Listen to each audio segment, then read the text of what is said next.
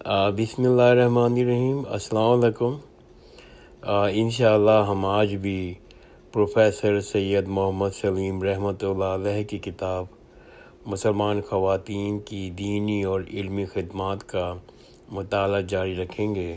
الحمدللہ آج اس سلسلے میں ہماری 16ویں نشست ہے اور ابھی تک ہم نے اس کتاب کے حرف آغاز، باب اول اور باب دوم کا مکمل مطالعہ کر لیا ہے، اور باب سوم میں بھی ہم نے اس کے 4 چیپٹر مکمل کر دیے ہیں، اور ہم 5واں چیپٹر اچھی تربیت کرنے والی خواتین اس کا مطالعہ جاری رکھیں گے۔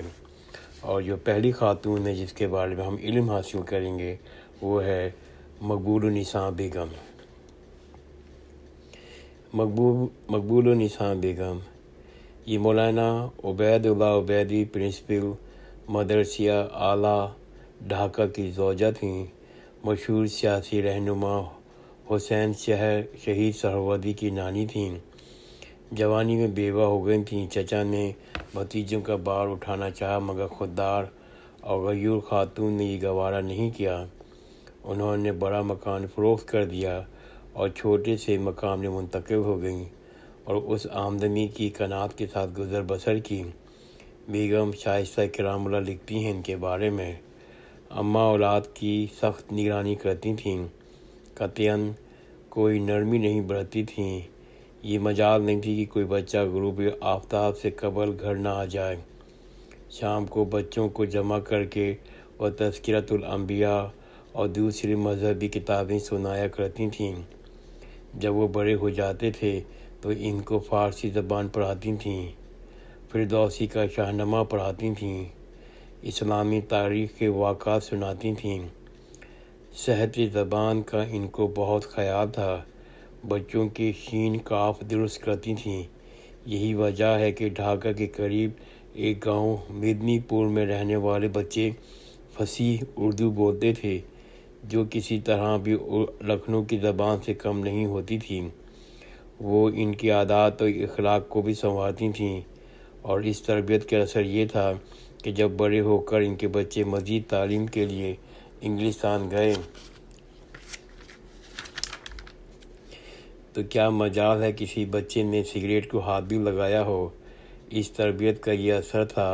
اولاد اپنی ماں کی عزت اس طرح کرتی تھی جس طرح ایک مخلص مرید اپنے مرشد کی کرتا ہے۔ والدہ علامہ اقبال۔ والدہ کی تربیت کا اعتراف انہوں نے اپنی فارسی کی کچھ اشعار میں کیا ہے جو والد صاحب نے اس کتاب میں لکھے ہیں۔ میں اس کا اردو ترجمہ پڑھتا ہوں۔ دنیا میں استقامت ماؤں کی وجہ سے ہے۔ یہ مستقبل کے امکانات کی امین ہیں۔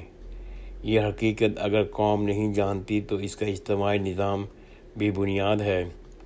خلوص الہیت والی ماں نے مجھے یہ عقل جنون پرور سکھائی ہے۔ مکتب سے یہ دل و دماغ حاصل نہیں ہوتا، اس لیے کہ مکتب میں قصے کہانیاں ہیں۔ الحمدللہ ہم اس کا چوتھا باب چہارم عادات و اخلاق کا مطالعہ شروع کرتے ہیں۔ زہد و عبادت میں مشغول خواتین۔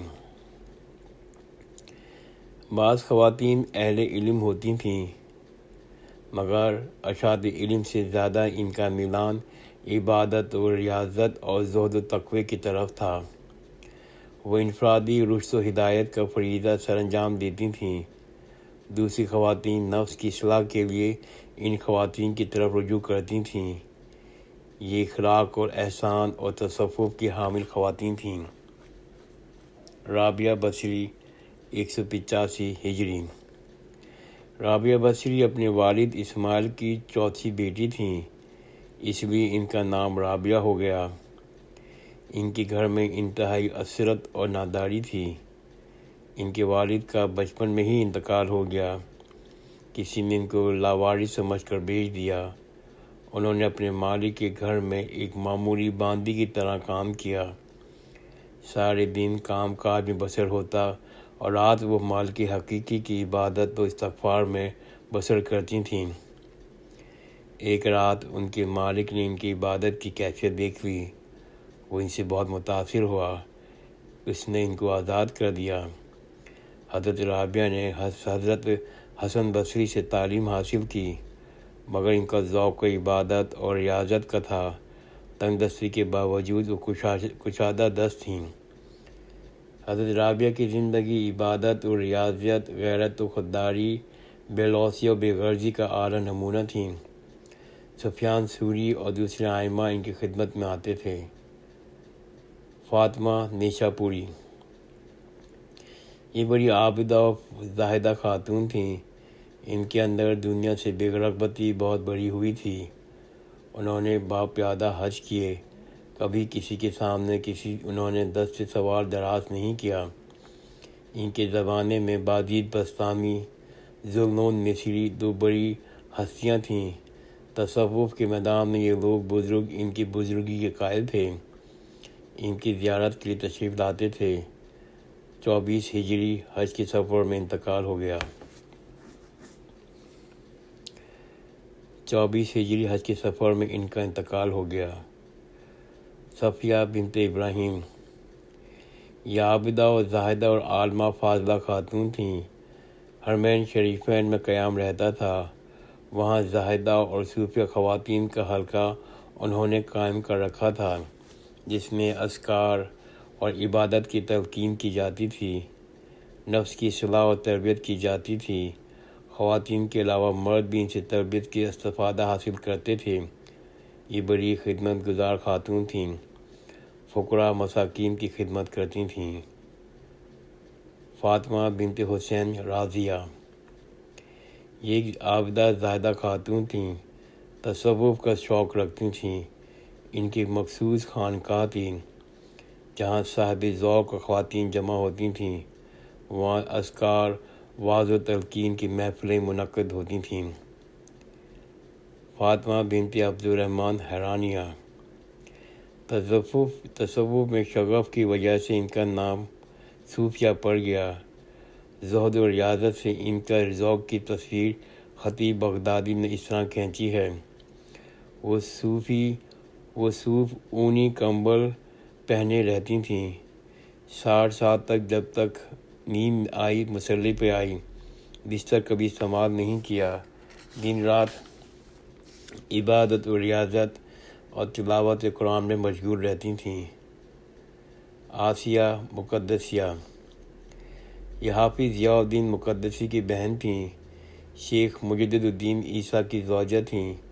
ان کو قرآن مجید حفظ تھا۔ ان کی اوقات کا بیشتر حصہ عبادت، تلاوت، اذکار میں صرف ہوتا تھا۔ دیانت، ایمانت اور تصدق میں مشہور تھیں۔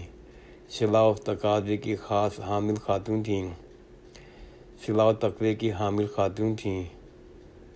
فاطمہ صائمہ، یہ خاتون بڑی زاہدہ، عابدہ اور عارفہ تھیں، روزے کثرت سے رکھتی تھیں۔ ان کے لیے صائمہ مشہور ہو گئی تھیں۔ شیخ فرید الدین گنج بخش پاک پتن کی دینی بہن تھیں۔ عبادت اور ریاضت اور دینی فہم میں ان کا درجہ اس قدر بلند تھا، بابا فرید الدین گنج بخش ان کو نسبت فرمایا کرتے تھے کہ اگر عورتوں کو خلافت دینا جائز ہوتی تو میں فاطمہ صائمہ کو اپنا خلیفہ بناتا۔ انہوں نے اپنے ہاتھ سے سوت کاٹ کر اپنی پیر خواجہ بختیار کاکی کے مزار کا غلاف بنایا تھا، جو وہاں اب تک موجود ہے۔ عید بقرعید کے دن مزار پر چڑھایا جاتا ہے۔ وہ سلطان جی نظام الدین محبوب اولیاء کی خدمت کرتی تھیں۔ ان کی گزر اوقات سود کاٹنے کی آمدنی پر منحصر تھی۔ وہ کل حلال کا بہت اہتمام کرتی تھیں۔ ان کی وفات 18 شعبان 696 ہجری کو ہوئی۔ ان کا مزار پرانی دہلی میں مٹیار دروازے کے باہر نخاس کے قریب واقع ہے۔ بیگم خاتون صالحہ، ابن بطوطہ نے اپنے سفر نامے میں لکھا ہے کہ خوازن کے امیر کی بیگم خاتون صالحہ طرابق نے خانقاہ تعمیر کرا رکھی تھی، جس میں شہر کے علماء، فقیہ، مشائخ شریک ہوتے تھے۔ اس خانقاہ میں نادار کو کھانا دیا جاتا تھا۔ ابن بطوطہ نے ان خانقاہ کی زیارت بھی کی تھی۔ والدہ خلیفہ ناصر عباسی کی والدہ 569 ہجری کو مکہ مکرمہ میں ایک رباط تعمیر کی تھی جو رباط خلیفہ کے نام سے مشہور ہے۔ اس کے علاوہ بھی رباطیں قائم تھیں۔ ان میں عبادات، طالبات، زہدات خواتین قیام کرتی تھیں۔ ان کے تمام مصارف رباط کے قائم کردہ وقت سے پورے کیے جاتے تھے۔ خانقاہ خاتونیہ سلطان صلاح الدین کی بہن ربیہ خاتون نے دمشق میں یہ خانقاہ بنوائی تھی۔ نواب قدسیہ بیگم یہ بیگم وسط ہند کے ریاست بھوپال کی حکمران تھیں۔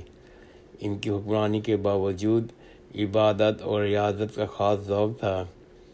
پچھلی رات کو 2 بجے قریب وہ بیدار ہوتی تھیں اور صبح 8 بجے تک تلاوت قرآن، عبادت الہی، اذکار میں مصروف رہتی تھیں۔ فرائض نوافل کی بڑی پابند تھیں۔ اپنے متوقعین اور ملازمین کو بھی نماز کی تلقین کرتی تھیں۔ بڑی فراخ دست اور مخیر خاتون تھیں۔ غربا اور مساکین میں ان کی داد و دہش جاری رہتی تھی۔ 1881 عیسوی میں انتقال ہوا۔ نواب سلطان جہاں بیگم نواب سکندر جہاں بیگم کے بعد ان کی لڑکی نواب سلطان جہاں بیگم بھوپال کی حکمران بنی۔ ان کو اپنی والدہ سے عبادت اور ریاضت کا شوق ملا تھا۔ عبادت کے لیے ارشاد اسلام سے بھی انہیں خاص دلچسپی تھی۔ انہوں نے اپنے دربار سے اجمی اثرات ختم کر دیے تھے۔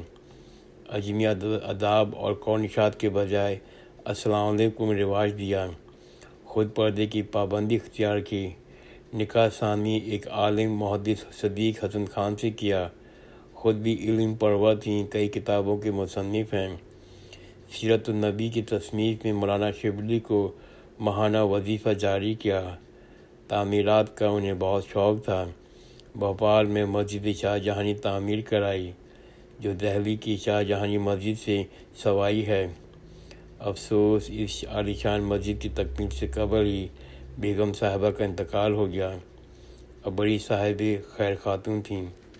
الحمدللہ ہم آج اپنا مطالعہ یہاں ختم کرتے ہیں اور کل سے نیکسٹ نشست سے ہم لوگ ایک نیا باب شروع کریں گے، تقویٰ اور پرہیزگار کرنے والی خواتین۔ جزاک اللہ خیر، خدا حافظ۔